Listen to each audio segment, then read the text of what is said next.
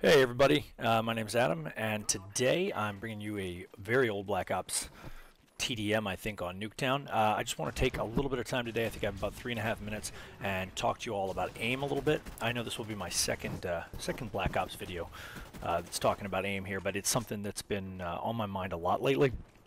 As I play more Black Ops, or any shooter, I guess, really.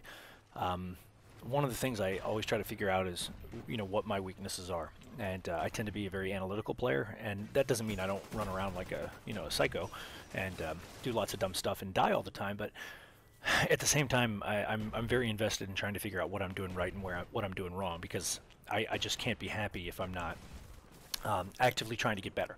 So hey, sometimes that means that there are people that just pick up the game and run around and do better than I do, and they never give it a second thought. And you know what I say to them? More power to you. You know what? If that makes you happy and you're good doing that, then you should be applauded for that. And I certainly don't resent you, but it's not me. So I have always thought I had bad aim. In pretty much any Xbox or PS3 game. I think a lot of that has to do with being a lifelong PC gamer. I mean, I started gaming in the early 80s because, yes, I'm very old, and most of it was PC gaming. So I got very familiar with the mouse and keyboard, and I didn't even switch to Call of Duty until about a year after Call of Duty 4 came out on 360, because I played it on PC originally.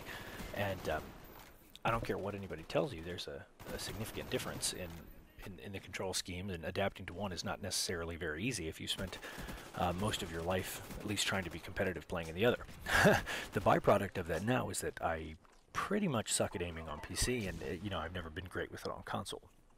So that was sort of the dilemma that I faced coming into Call of Duty, where I would have friends that would have a 19, 20, 21% overall accuracy in these games. For me, it was always more like 16, 17, 18%. I think that extra 2 or 3% really, really is important. When you start getting up to every 20%, that means with a fully automatic gun, 1 out of every 5 bullets hits. So to kill someone, it should take you no more than half a clip most of the time, maybe 20 bullets. If you're down below that, especially if you're in the 15, 16, 17, 18% range, that's adding a whole nother bullet to kill, probably 3 to 4 more shots. That is a huge difference. It's the difference between getting 2 kills instead of 3. It's the difference between getting killed by the guy you're fighting one-on-one. And I think that's really the main difference, is who you can beat one-on-one. Because if you're not shooting someone from the side or back, which frankly is the right way to approach it, if you're shooting them head on, you're doing something a little bit wrong in the first place, but there's no way to avoid it.